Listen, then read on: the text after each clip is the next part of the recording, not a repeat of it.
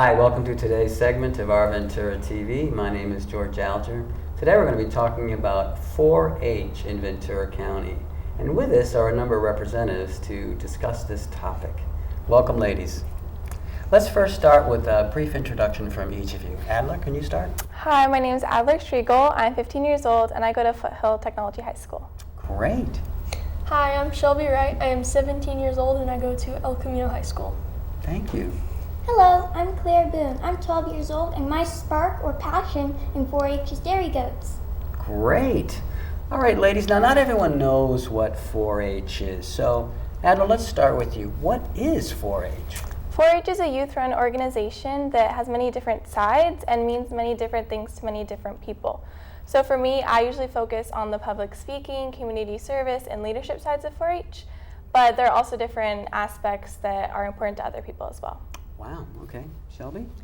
So like Adler said, different people really like 4-H for different reasons, and to me, 4-H is growing and doing hands-on things that teach you different things about yourself and teaching you different life skills that'll help you a lot in the future. Great. And Claire? I like to personally focus on community service, a great way to give back to your community. 4-H focuses on community service a lot. We have different projects that are based on community service, one being cleaning up the environment, like coastal cleanup, or trick or treat so others can eat, where kids collect cans of food for the people who aren't as fortunate as us. Thank you, Claire. Now I understand that 4-H has a pledge and that you each know that. Do you want to try to recite this to us in unison here? Yeah. All right, whenever you're ready.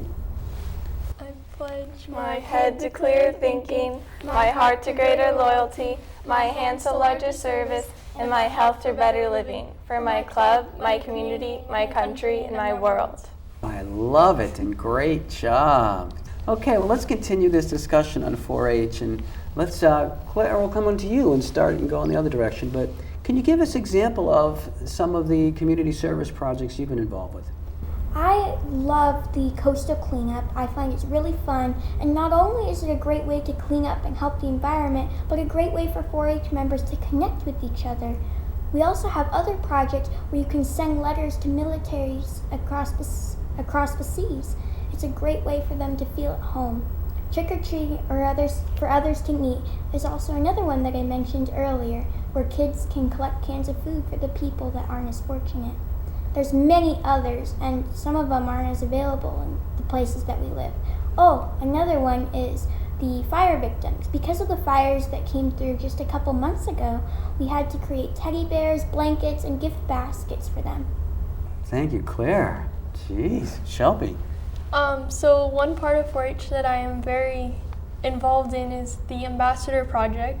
So there are a few ambassadors that serve a 2-year-long term. And in our first year, we work to advocate and promote 4-H in our community. We visit all of the 14 clubs to tell them about our project, and we put on a service learning project in which we learn to organize and put on an event, and we teach others a particular skill. And then in our second year of being an ambassador, we get to help the first-year ambassadors put on their event and help them in promoting and advocating 4-H. And something that Ventura County 4-H has is we have a fair booth in the agriculture building at fair every year, so be sure to come say hi to us. We love talking to people and getting them more involved in 4-H. Thank you. Adler? One of my favorite parts of 4-H is public speaking. It's one of them that's most important to me. Today I wore my fashion interview dress that I wore at County Presentation Day, and County Presentation Day is a day where 4-Hers can come and help volunteer or give presentations showing what they've learned throughout the year, what's important to them, as their sparks is what Claire said.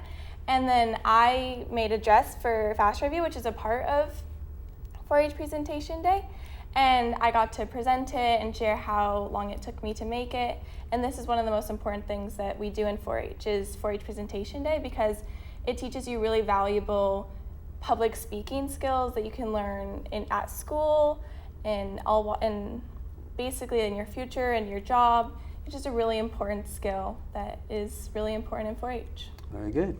Now, for someone who's not familiar with 4-H and is now seeing, wow, I think this is an interesting thing to get involved with, Is 4-H for girls and boys, or is it just for girls?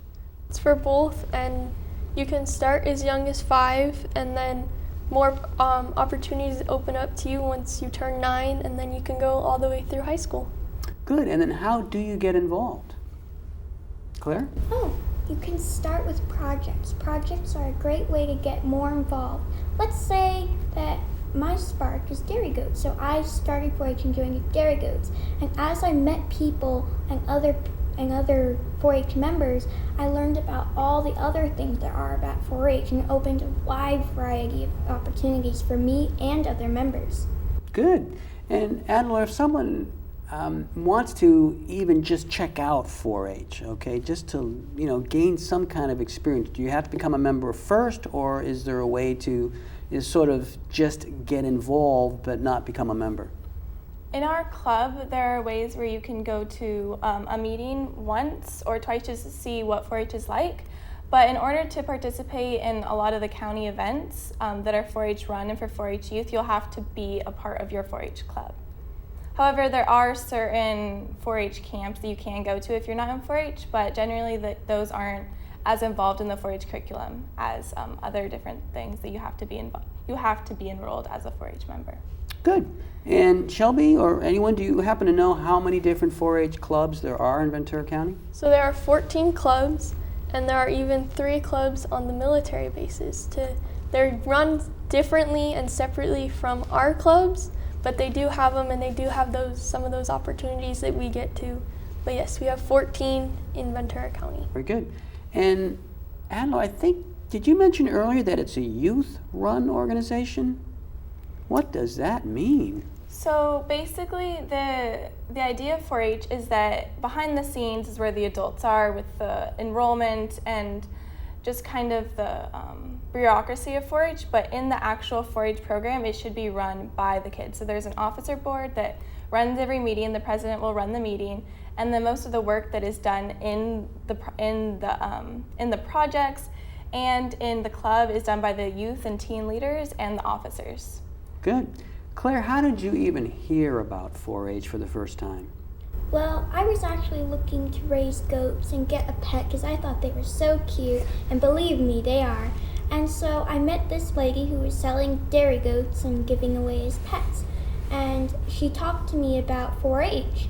And so I joined the dairy goat project for 4-H, and like I said earlier, it opened up a ton of possibilities for me.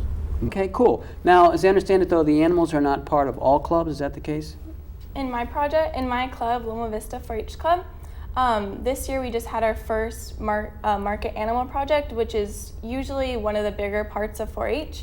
But in some clubs, they focus more on like community service and leadership and public speaking, and for others, it's more important the agriculture. So depending on which club you're in, you'll have different experiences in 4-H with different opportunities. Good. Now, is 4-H integrated with the school system in any way or completely independent? So 4-H is completely independent of the schools, whereas FFA, which is another similar organization of youth and the agriculture and learning leadership, that is run through the high schools. So there is Camarillo FFA and Santa Paula FFA are just a few. But 4-H is not involved with any of the schools. Okay, good. But since you mentioned FFA, what does that stand for?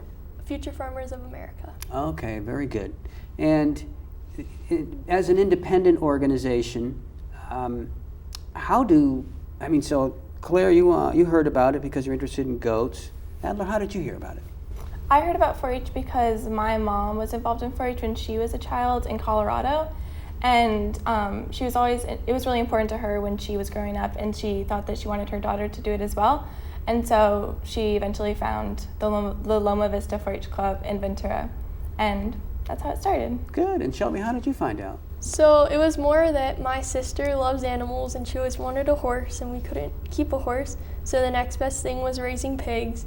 I actually wanted nothing to do with 4-H when my younger sister started. And then after being in 4-H for a year with her and realizing I think I might like this. This might be pretty fun. So different from what they did. I wanted nothing to do with it in first, but now I love it and I'm really grateful for it.